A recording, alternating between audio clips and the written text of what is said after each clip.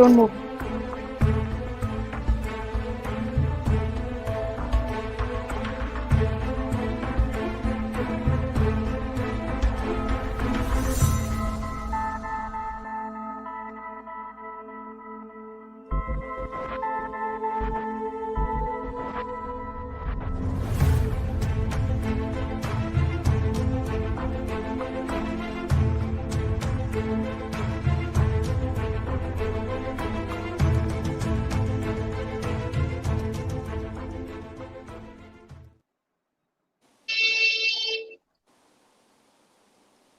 Namaskar.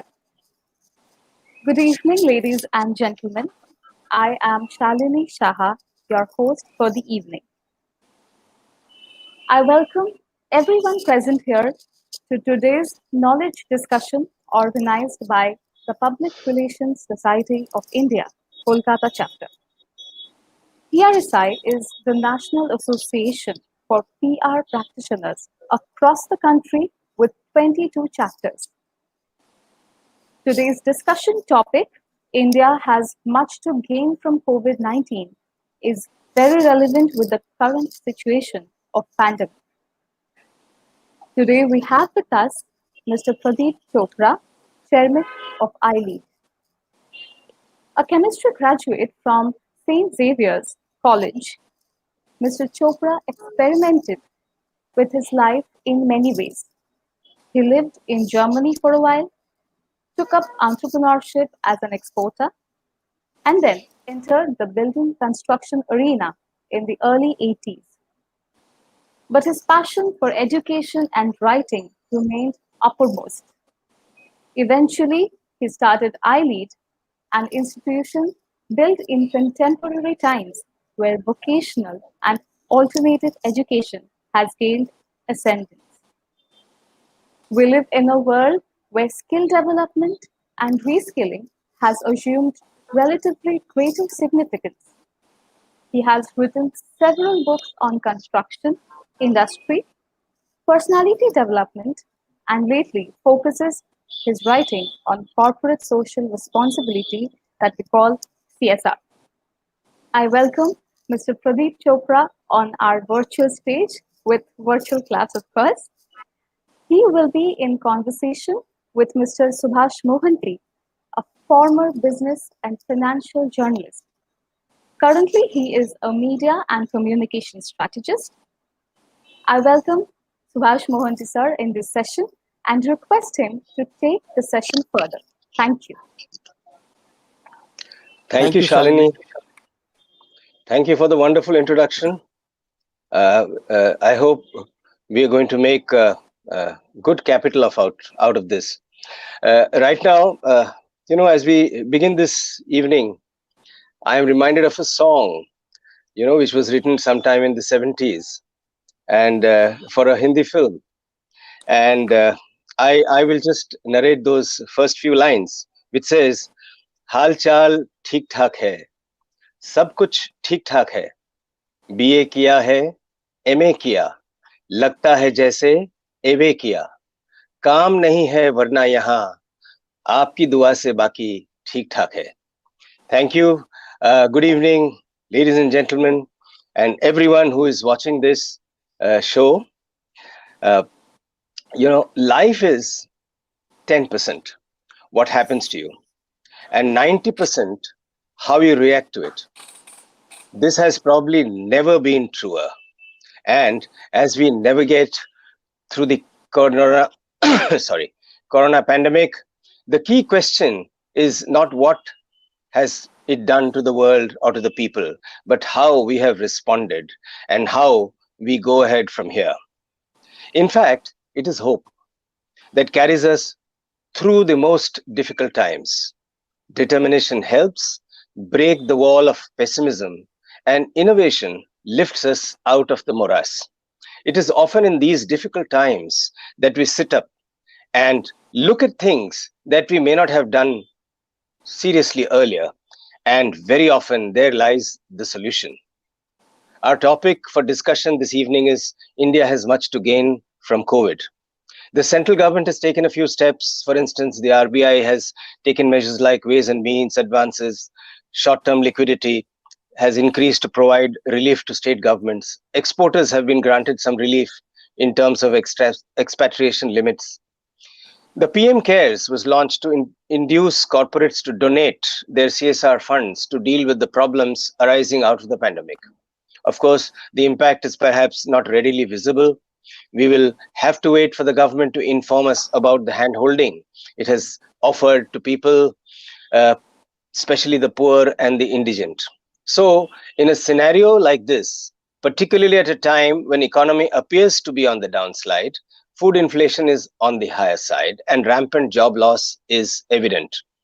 Only a week back, the official GDP figures were released. The quarter showed a drop of a dramatic 23.9% compared to the previous year, and it was reported that this has never happened in the last 40 years. It is, of course, that figure pertains to April-June period, which saw a virtual lockdown of all business activities, barring the essentials. At this stage, I would like to welcome Mr. Chopra.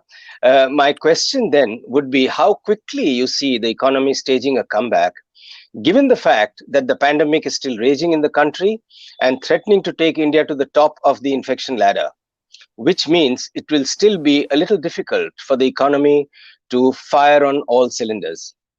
Mr. Chopra. Yeah, see, it is very difficult to predict when is the economy going to rebound, because that's very speculative. Although our finance minister would like us to believe that it is already happening. Uh, if you saw the headlines on the Economic Times, of yesterday, she's already talking about a V-shaped recovery, and she's citing the figures which are now currently coming. All these sectors are doing much better. They are all on the revival mode. Particularly, textile is doing very well, and I can tell you, Calcutta real estate is doing extremely well. Uh, there are other states where we are getting information from Credai that the last month has done extremely well. It has actually done better than the months pre-COVID, and so there are a lot of good news are coming. I don't know whether they are really indicative of revival of the economy, as the finance minister would like us to believe. But the things are not all that negative. There are many fronts where positive information and positive news are coming. Yeah. Now, Uh, total uh, revival is anybody's guess. Yeah. Yeah, so what you say is it is really difficult to say, which is true. And we today we have seen the finance minister giving us a fairly optimistic picture. Well, the government has the figures; they've collated. What we are still waiting is to see everything on the ground when things look to be a little more normal. People are feeling a little more confident to get out of the homes and to, go out to work. Although many of the activities are today confined to home because we can work out of home, but still, the factories have to work. Laborers have to be there. They have to actually get into the production process. Uh, Things have to move. Supply chain has to improve, and people have to get their products at the right prices. So those things, we'll be waiting. We've seen that the globally about 8 trillion US dollars has been deployed to mitigate the impact of the pandemic in the world economy, and some efforts have been taken by different governments. And today, because we are in a global situation, we are not isolated from the problem of the world. So much of our recovery also perhaps will depend on how the world also revives. Today we are talking about because of the clamp down on China by various governments of the world, including the US. There is a lot of optimism within our country that we would be able to get a lot of investment into the country. Do you see that happening, or are you getting any idea about that? What are the industries that might be able to get investments in the country, so that we the much wanted Atmanirbhar scheme that the government is wishing to take forward can actually bear fruit? How do you respond to that? See, we are already seeing a lot of investment coming in textile sector. There Yes. is a lot of work which is coming uh, in the IT. A lot of big deals are signed by the IT majors. Infosys has signed a big deal. Uh, there are other IT companies which has already signed a lot of big deals. See, what I'm seeing is which is actually going to benefit India tremendously is a paradigm shift which is happening thanks to COVID, which would have happened anyway, but it would have taken many years to happen, is the ability to work from home.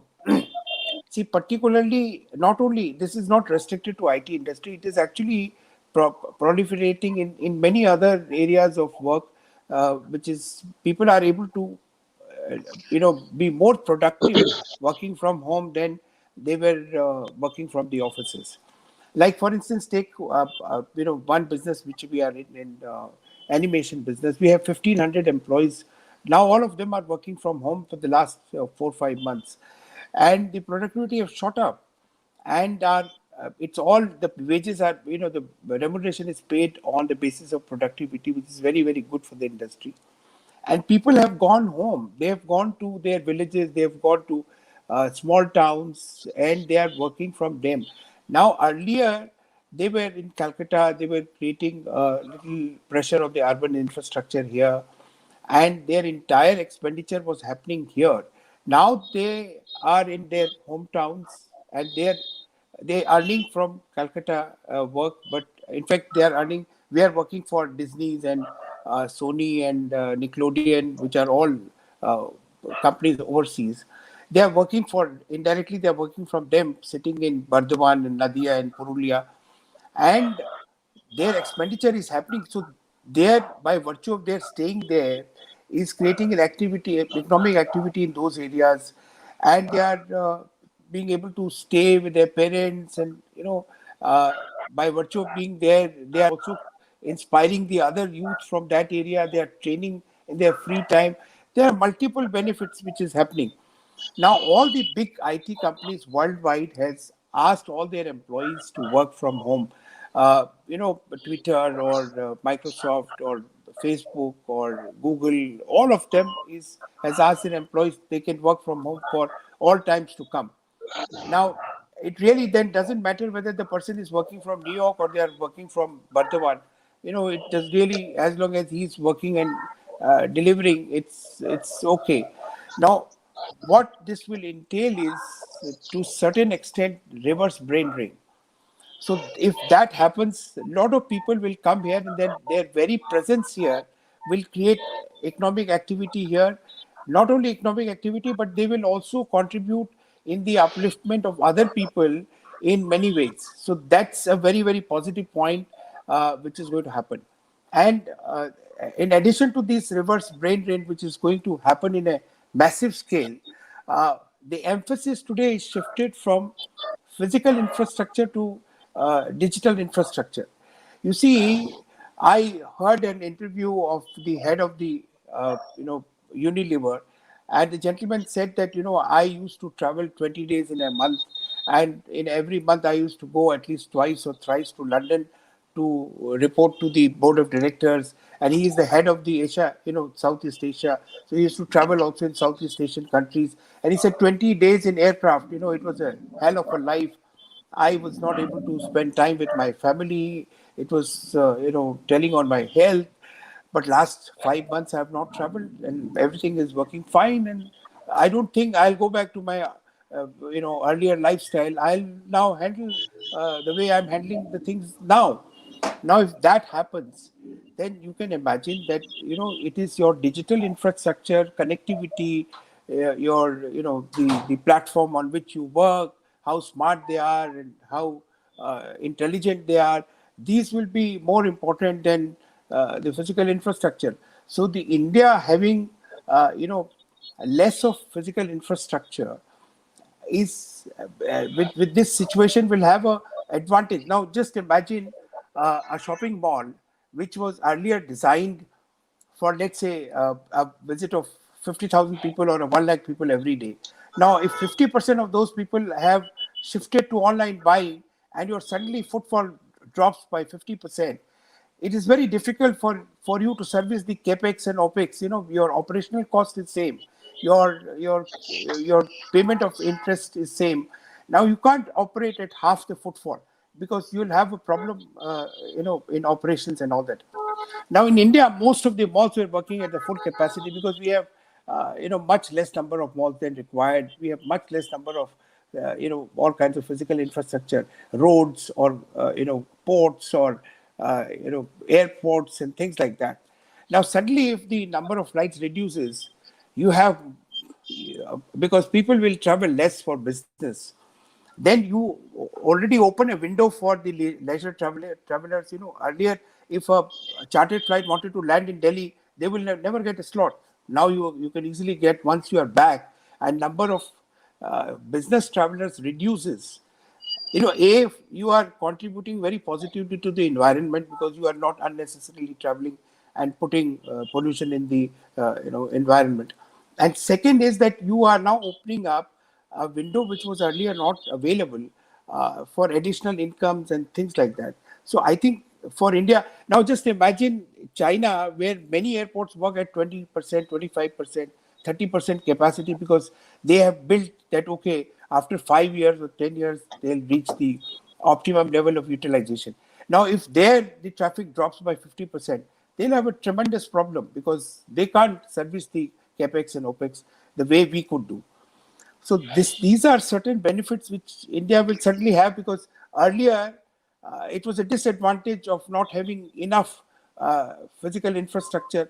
Now it looks like an advantage because your traffic has dropped. Yeah, whether it's airport, whether it's roads, whether it's a railways, whether it is hotels, whether it is shopping malls, whether it is even, the if you go and see some of the universities Chinese have built, they are massive university on, let's say, 10,000 acres of land. It's a bigger than American university. Now, if you don't have students in these universities, because half the students are learning online from their homes, because there are blended teaching, which is what is going to happen very shortly, how are you going to maintain those infrastructures? Very big, become very difficult. Fortunately, we don't have such massive infrastructure, we don't have such massive universities, so we don't have that maintenance problem, because we are, for us to switch over from physical teaching to online teaching will be seamless. I mean, it's not, all we need to do is have smart gadgets and better connectivity. That's all we need to do, which we are anyway having. In India, you'll find there are villages which cannot be, which are not connected with roads, but you will have internet connectivity there. Thanks to the telecommunication and mobile telephony, you have. I've gone and seen the villages where there is no electricity, but people have mobile which they charge with the solar panels. So that's our advantage. So this shift, which has been forced to happen now because of the pandemic, is going to benefit India immensely. This is what is going to be the biggest advantage for India. The emphasis shifting from physical infrastructure to digital and reverse migration, these two things which is going to happen, it's going, see, I don't know when the economy is going to recover. It may take 6 months or it may take some time, but I'm talking about long-term impact of the behavioral change which is going to happen in the way people are working or the way people will continue to work in future. That behavioral change will benefit India the most. Wonderful. So, Pradeep, what you have actually suggested now, that it's a blessing in disguise that we have not invested so much in infrastructure, and now it seems that that infrastructure is not required. So, so obviously, there will be a shift even in the investments. What kind of capital investments we are going to see will depend on what kind of requirements will emerge as the working pattern shifts. Now, you just talked about, in fact, there are lots.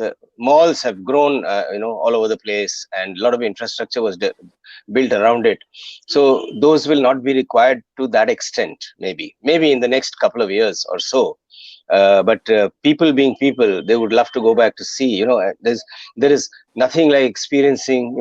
Contact experience is something which is different.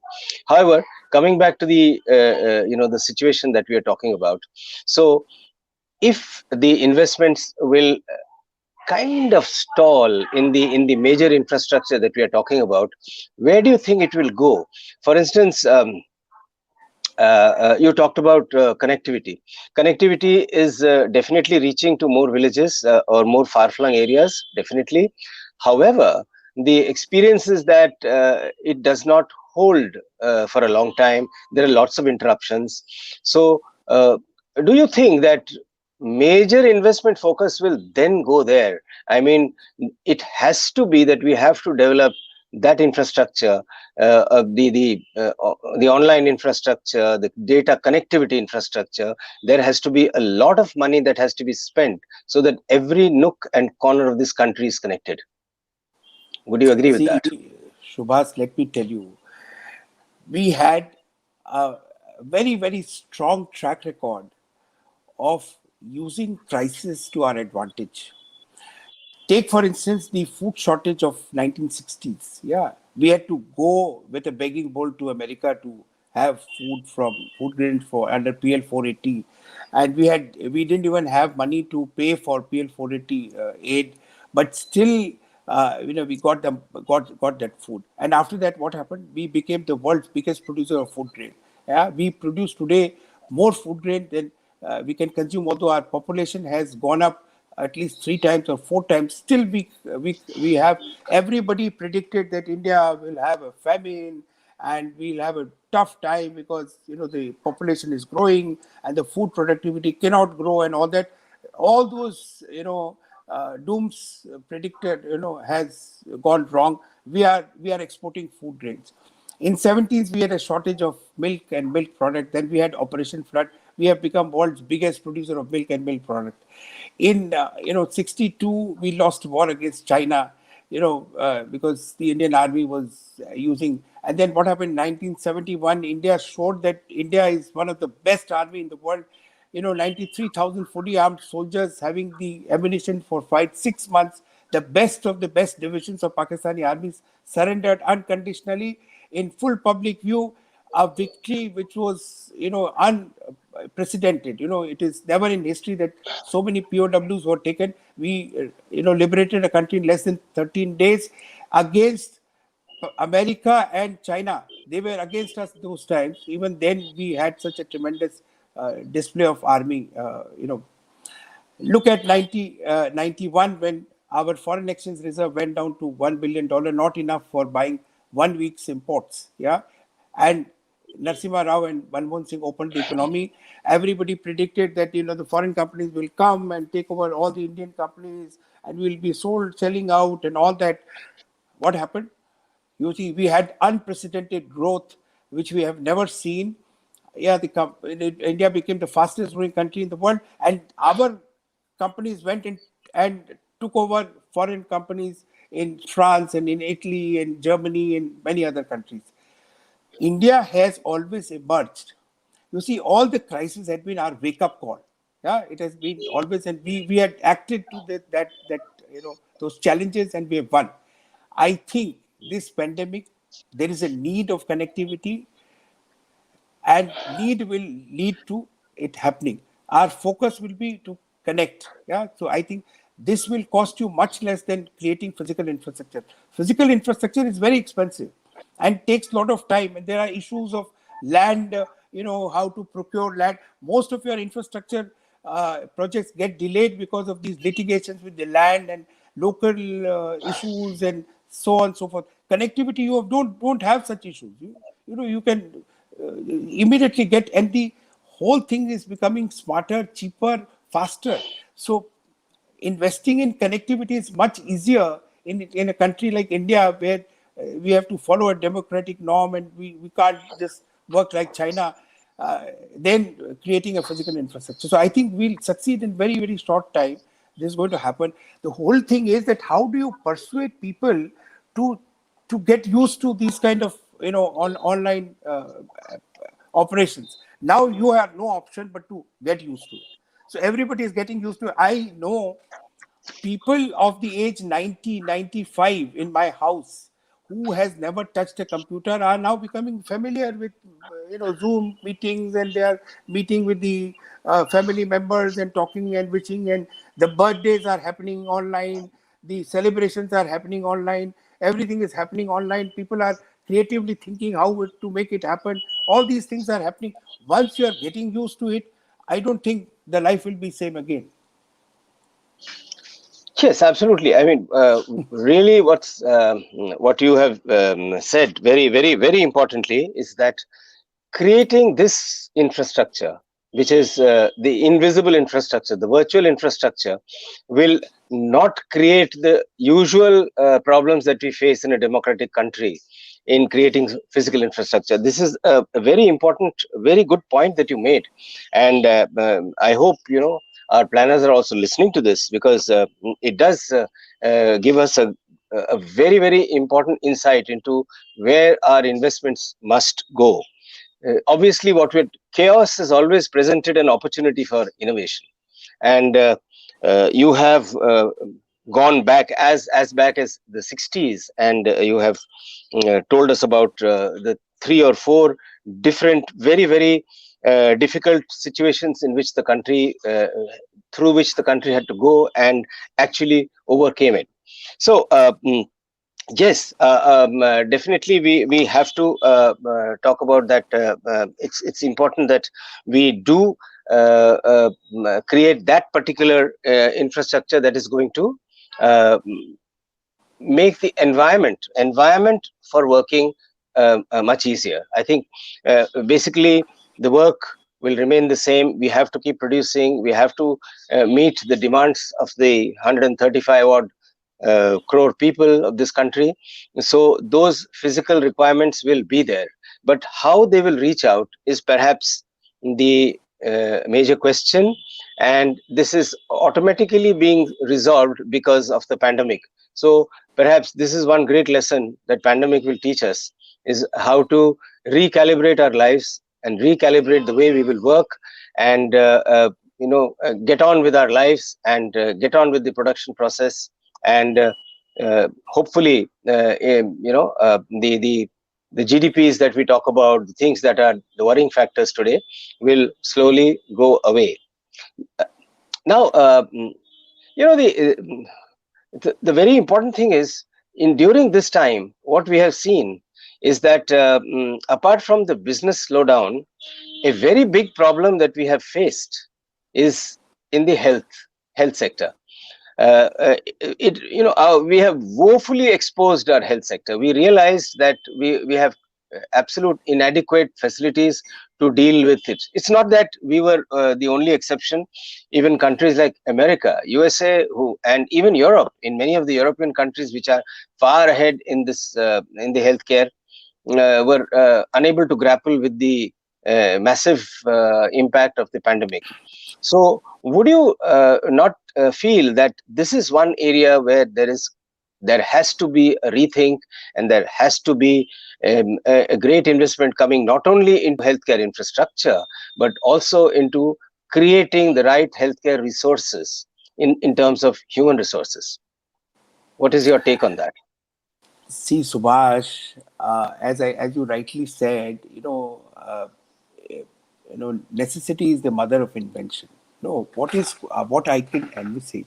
See, our healthcare system should be able to reach out to the remotest part of the country, and it should be affordable to everybody. The person in the lowest strata of economic status, he should be able to afford the healthcare, and healthcare should reach out to him. Now, thankfully, this also can be solved by the technology. Now, the technology is available where at least diagnostic healthcare can be done with artificial intelligence. There are you will know that there are, system which is available, the Newton and all these things, which is that they can, their diagnosis is far much more accurate than a physical doctor. Now, Right now, the medical councils of the countries are not allowing unless a doctor is available. But I think the time is going to come when you will find that you will be able to get a diagnosis done through a artificially intelligent doctor or something like that. Now the second is, now if you can get the diagnosis done at almost no cost at the remotest part of the country, you have solved one major problem, because most of the time it is doctors not available and you really don't know what to do when you are facing a healthcare problem. Now, this system not only ensures that you are diagnosed, but you also will get the medicine through some means, some supply chain management or some online delivery system or whatever. There can be some system which will reach. Second is that this pandemic has also forced the government to rethink education. You see, we have a new education policy which has come, which is very, very proactive, which is very much practical oriented. Now, the problem with our healthcare system was that our medical education was extremely costly compared to, in China or our neighboring countries and all that. The medical education is the only education where, when people were going out of India to study medicine, they were going because it was cheaper outside. All the other courses are more expensive. Only the medical education is cheaper. What you pay here in India for doing an MBBS 1 crore, you can get it 20 lakhs in China and 15 lakhs in Thailand and all Russia, that. Now Russia, the Russia is also on this. Russia is also cheaper. So the thing is that you have made such stringent conditions of physical infrastructure in medical college that you cannot, even at that 1 crore, you are not making money. You are maybe, just making ends meet and all that. Now, the moment you shift that entire education to online, then what happens? Your cost of medical education will drastically come down. Then it will be affordable, and everybody, most of the time people are not able to go medicine because it's beyond their reach, because it's so expensive.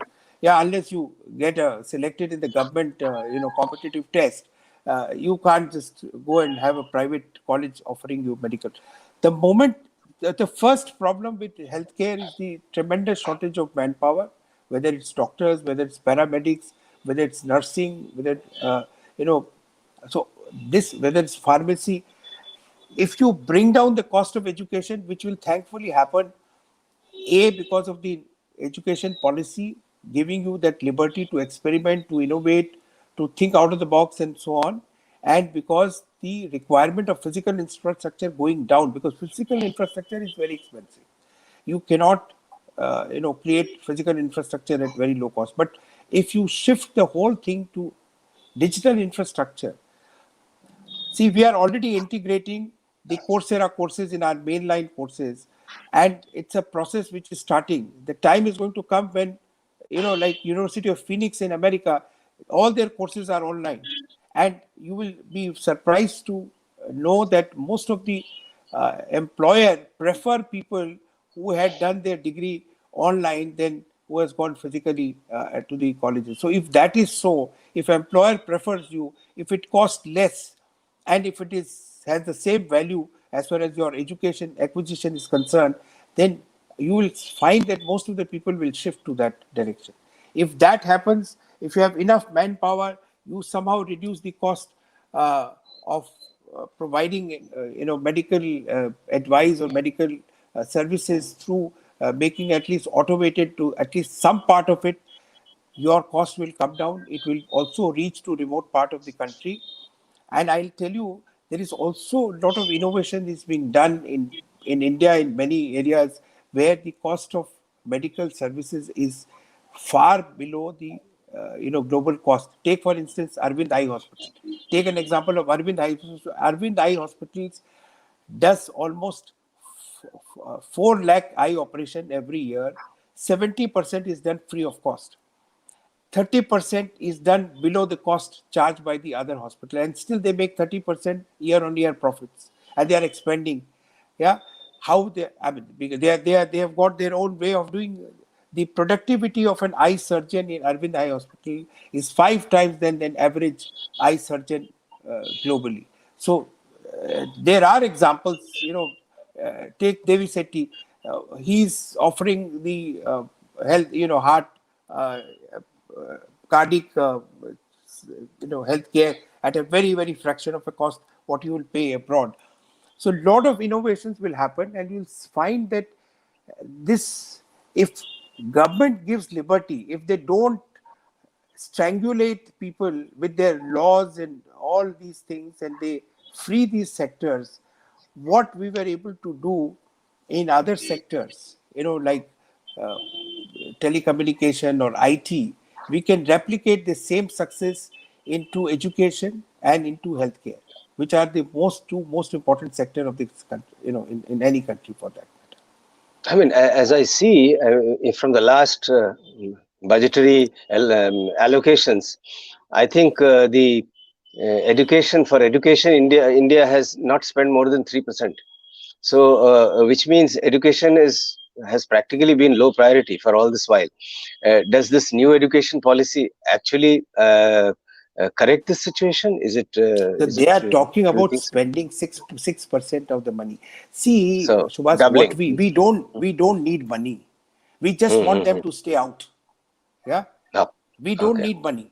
Yeah, without their money also. Arvind Eye Hospital doesn't take money from the government. Yeah, it is if you have heard the Considering. uh, yeah, if you Santa Biotech, who produced the vaccine, uh, for hepatitis B, which earlier used to cost 15,000 rupees, today that vaccine is available in the market for 15 rupees. Yeah, from 15,000 to 15 rupees. It is done by a private sector company without a single copper from the government of India. The Indian businessmen, Indian innovators are willing, are capable of taking this challenge. We don't want any money. We only want just set us free. Freedom. Freedom. Hmm. Freedom to work. Hmm. Yeah, freedom to work.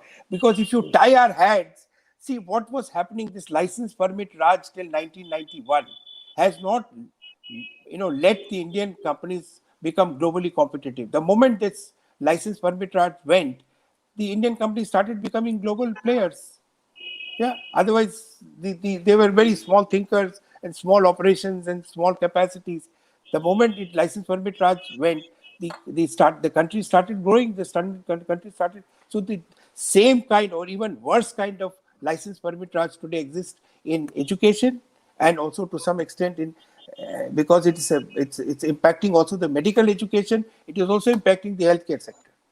Because if a child has to pay 1 crore to get uh, his education, and he has got 1 crore rupees loan, education loan, which he has to repay, he will make money, try to make money by any means. Yeah, just to, because this sword is hanging on his head to repay his loan. Yeah. What will he do? He'll get into all those kinds of unethical practices. So, what you have suggested is that uh, even though a new education policy has come, it still is important, in fact, imperative, that the government frees the way the private sector has got involved in education, and um, perhaps give them much more leeway to provide this in the new environment that has emerged. My question over there would be, the existing infrastructure which is there, like schools, colleges, etc., where now less number of people will be required to go, or maybe for a lesser number of days, etc. So, which means servicing those infrastructure, the cost, etc., which you earlier also mentioned, becomes a problem. So, what do you think will happen to this infrastructure? Will they get converted into something else, or how are we? See, How is it going to? How do we Subhas, take forward this? Yeah. I'll tell you one thing. Take the model of education in Germany. The model is what they call dual system. So what happens is that 50% time you spend in the college classrooms, and 50% time you go and work in a company, either a factory or a business house or a shopping mall, or wherever your interest is. When you go and work there, you get a stipend. Yeah, it's not free, because your Right. manpower cost is there. Yeah. Now we should think education. See, India should evolve its own model. I mean, we don't have to copy Germany, or we don't have to copy the British, which we were copying. We should, considering the number of people needs to be educated, considering that they should be educated in a fashion that they become employable after they get out of the college, and considering that their affordability is zero, we should evolve a model where the students will come to these colleges and schools, or wherever where there is a physical infrastructure, and actually do work which will be outsourced from the industry, small and medium scale enterprises, for whom they are looking for low cost solution providers or low cost producer. And there is a perennial uh, you know internship. That means it's not a 1 month internship, it's 3 months internship, which is having which is done in the college campus only. So the college campus is not only used for listening to lectures you listen at home, yeah, which is what they call flipped classrooms, yeah, which is being now very successful. So you listen to the lectures at home on your mobile phone or on any device. You come there in the college to clarify your doubts. You come there to find applications of what you have learned, and you work on a project in the controlled environment of the college, which are outsourced from the industry. And for doing that work, you get paid. It's like an internship for 3 years. So there will be a model possible, which is where the students don't pay any fees. In fact, the college pays them for working for 3 years in their campus on projects which are being taken from the industry and for which the college get paid. If we can work on that model, and it's possible, the new education policy allows you to experiment, innovate, think out of the box, try. You may fail, you may succeed, but you can try different routes, try different ways of doing it. If we can evolve that model where the children will learn by doing things, by working on projects, not coming there to listen to lectures, they can listen to lectures at any speed at home. You know, there are slow learners, there are fast learners, there are middle learners, but in the classroom, the teacher will speak with single speed, and it will not repeat unless, if you don't understand, it's your bad luck. But in your house, you can listen to the lectures at 1.5 speed, you can listen at 0.75 speed, you can rewind, you can pause, you can listen to 5 times if you have not understood. That facility your professor is not going to do in the classroom. So here there is a big advantage of you can learn at your own speed of grasping the knowledge, and you come to college to work on a project, and by working on projects you learn by doing things, yeah, which will make you industry ready. The moment you come out, you are employable because you have already worked on so many projects, and while you are in college you are getting paid. So now, if this model can be evolved, I don't need any money from the government. Why should I need?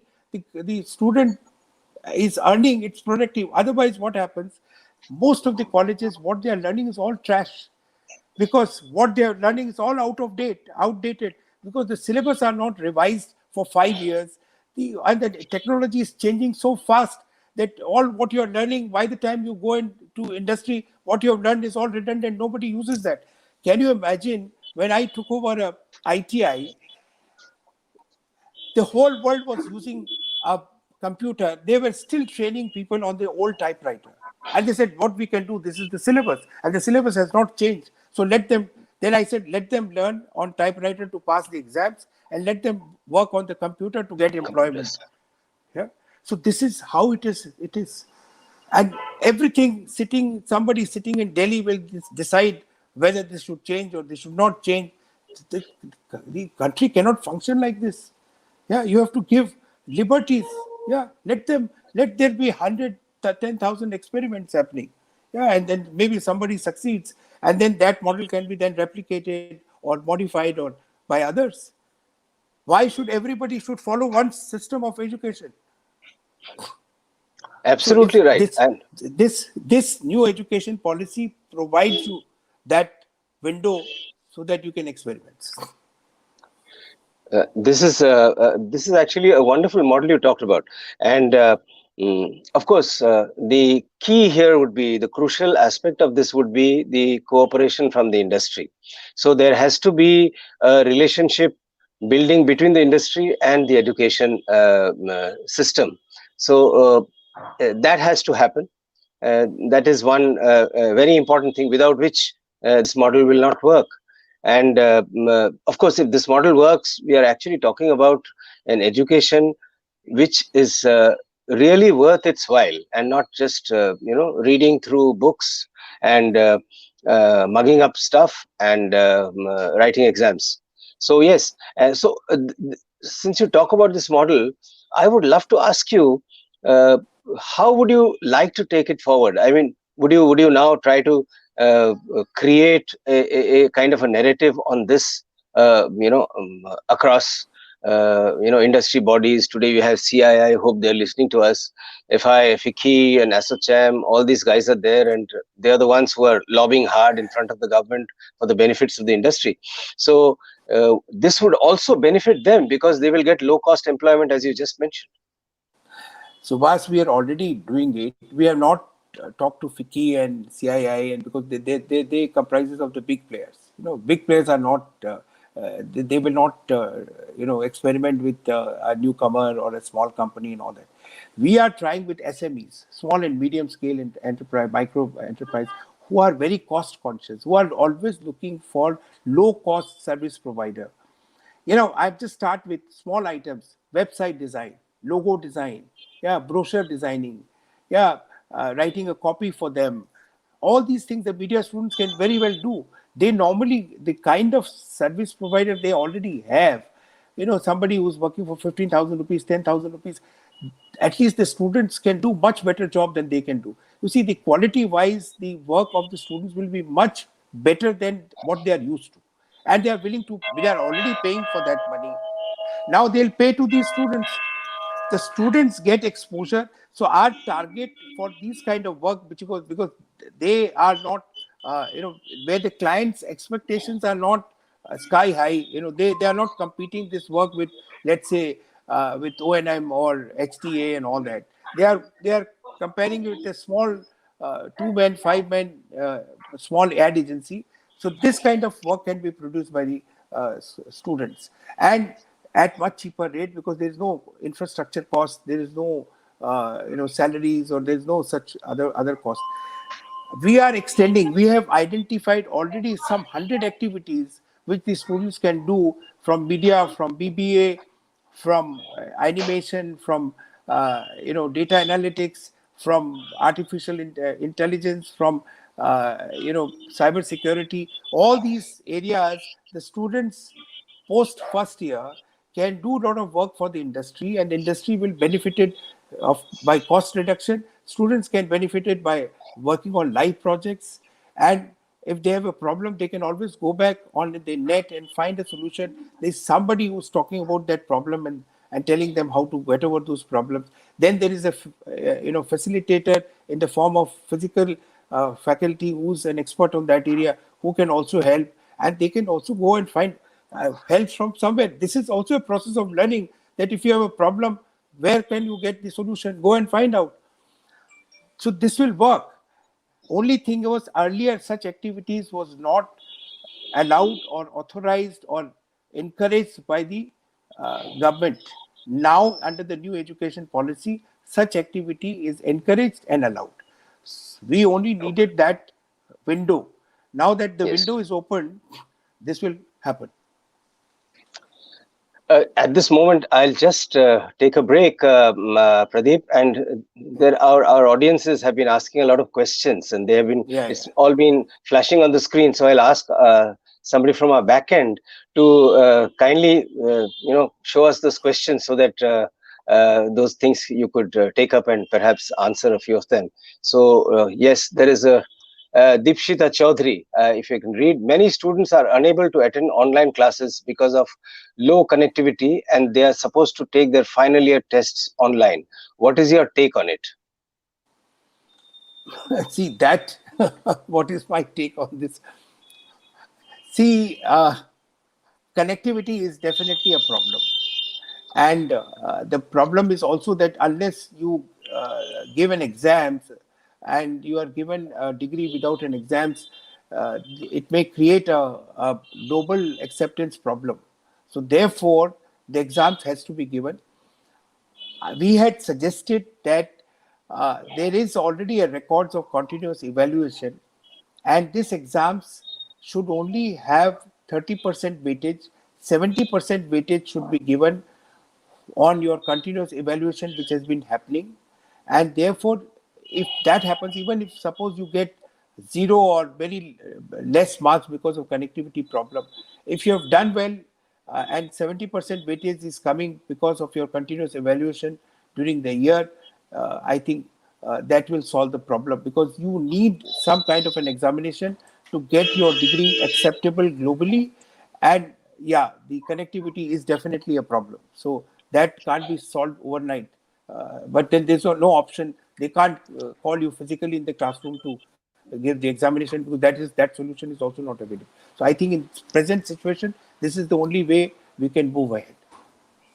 Your suggestion is very valid, and it really makes sense, because throughout the year, how a student has performed should be more important than writing one exam during which he could have been ill also and didn't produce his best. So yes, definitely is this the way forward, and it should be followed.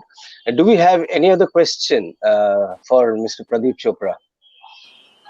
I think I did see a couple of others. Yes. Uh, Says which is the worst affected state in India due to pandemic? Robin Sen from Kolkata. I would know. I think Maharashtra. Yes, yes. I mean, anyway, it is a question that It keep doesn't on engage changing, us. Absolutely. Then there is a technical issue due to lesser GST collection. Several states are suffering.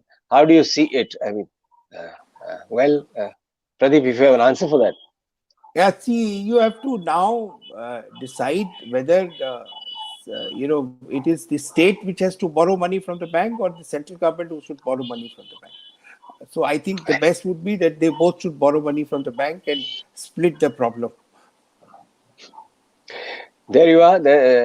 You've got your answer, I hope. Uh, and do we have any other questions, or I suppose we don't have, or we have one more.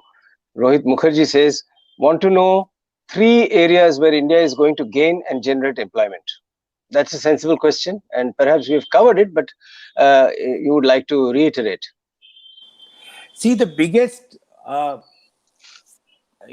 fastest growing area for India to generate employment, where employment generation is very easy and possible, is the media industry, where the animation, VFX, AR, VR, which are emerging areas.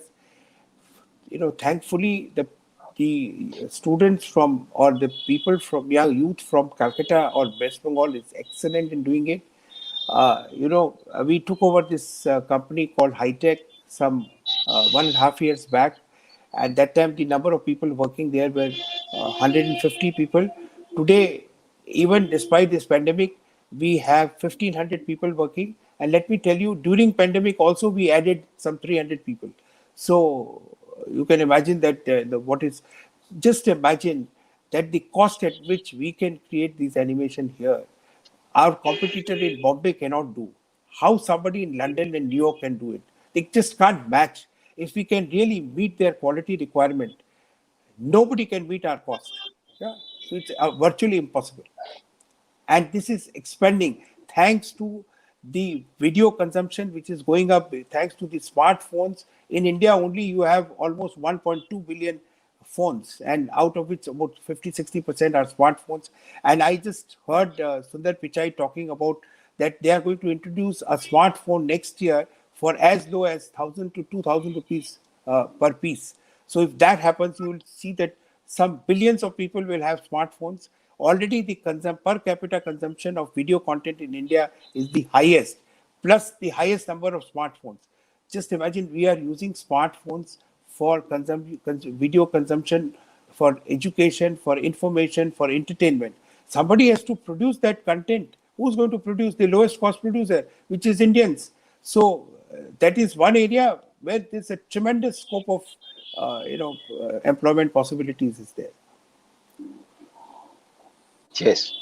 Uh, mm, Going back to our discussion, I was thinking, some of the industries which perhaps will see a slow recovery, and significantly they would be the automotive sector, electronic, gem and jewelry, banking, entertainment, tourism, and hospitality.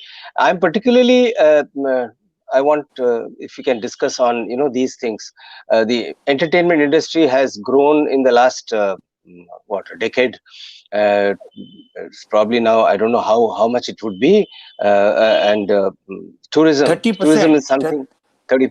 Our 30% year on year for the last Yeah. animation VFX industry. So that is where a major impact has taken place, and tourism and hospitality, of course. So these sectors which employ quite a large number of people, so there are concerns. So uh, where will the shift be? How do you think that they will recover, or what is the way to recover for them? See, one way to recover, Subhas, is a lot of uh, people are thinking in terms of virtual tourism. Yeah, it's a new thing which is going to Yes, catch up. yes. And see, I tell you, there is a big advantage of virtual tourism. Suppose I have 70-year-old and I'm cardiac patient and I have a asthmatic or something. I cannot go to Kailash Mansarovar. Yeah, I can't go because health issues and all that. But suppose you can give me the same experience of Kailash Mansarovar sitting in my drawing room, and I'll feel as if I'm on Kailash Mansarovar and I have that experience and I can who. Now I'll actually opt for going to Kailash Mansarovar on virtual tour. Yeah, there are a lot of virtual tours are going to happen. You doesn't so people will opt for virtual tour. Now suppose I have got 500 places, which there's a book called 500 must visit places before you die. Yeah, I'm already 70. I don't think that I can in the rest of my life I can do these 500 trips. Yeah, because again one trip will take me 7 days going, coming, cost, staying. But I can do these 500 trips sitting in my drawing room in maybe in 30 days. 10 trips I can do in a day or 12 trips I can do. Virtual tourism will catch up very fast. It's becoming very, very, very smart. And there are already people working on virtual tourism, creation of virtual tourist thing. This will Mhm. employ a lot of people who are employed in the tourism industry. This is going to happen, and once the pandemic is over and people start traveling, I think virtual tourism will act as the promoting the place, because you after having got the experience you will then would like to physically go and Want to go visit there? that place if you can do that. So it will act as also promoting the places. And the third thing which is coming very much is that we have not encashed the stories which we can tell to foreigners about our historical sites, about our interesting places and all that. If we really can sell our heritage, the history, the backgrounds and of these places which are going to visit, I think we can. We have a problem of plenty. So we can actually do that. Uh, that will create a lot of tourist inflow and footfalls. And the obviously if the footfall increases, then all these things is taken care of. Then the number of hotels will have a lot of guests, and the people and the travel and tourism trade and all these people will get employment and get businesses. Thank you, Pradeep. Thanks a lot. Before we sign off, it's almost to an hour, a few seconds. So we've had a very engaging conversation, really. I would, like I said, before I sign off, I would like to recapitulate a few important points that you discussed. You did talk about the textile sector reviving. You talked about the real estate reviving in general, and then you talked about, of course, there is no surprises that the IT is the sector which is probably going to profit most from the pandemic worldwide. And then we went on to discuss about a very important point about reverse brain drain, which will happen because people will find more comfort working from their home. working from their houses, having a better family time, and people who had been compelled to go out because of lack of opportunities in their own states will now find those opportunities, perhaps. So there is a bit of a hope there. And then, of course, we talked about the need for physical infrastructure coming down, which is a blessing in disguise for a country like India, which has actually been short on physical infrastructure, on roads, on airport, bridges, and what have you. And therefore the investments from there will flow into virtual infrastructure, which is absolutely necessary to reach out to people throughout the country, to all nook and corner. And we have talked about how uh, the Indian mentality has been, and how it had dealt with so many crises in the past.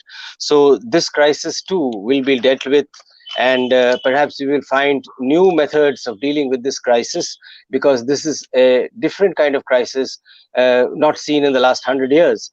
So and it is not that it will not happen, because if this has happened and we have done enough to degrade our environment, there is always a possibility that these kinds of crises can happen again.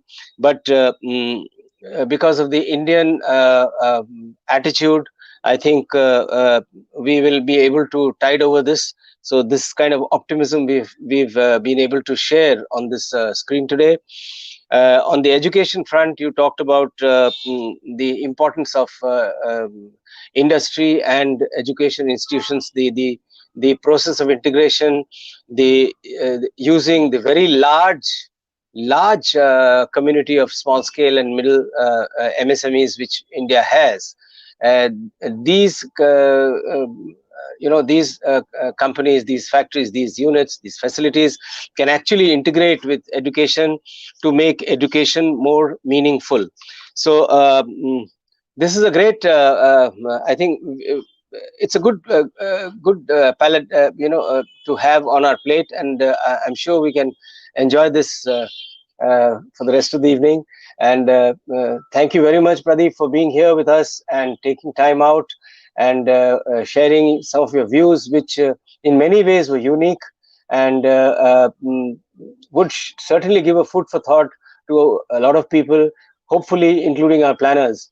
And next time when we get a chance to talk, probably you will say, see, this is what I told you, and this is happening. So thank you very much, and good night.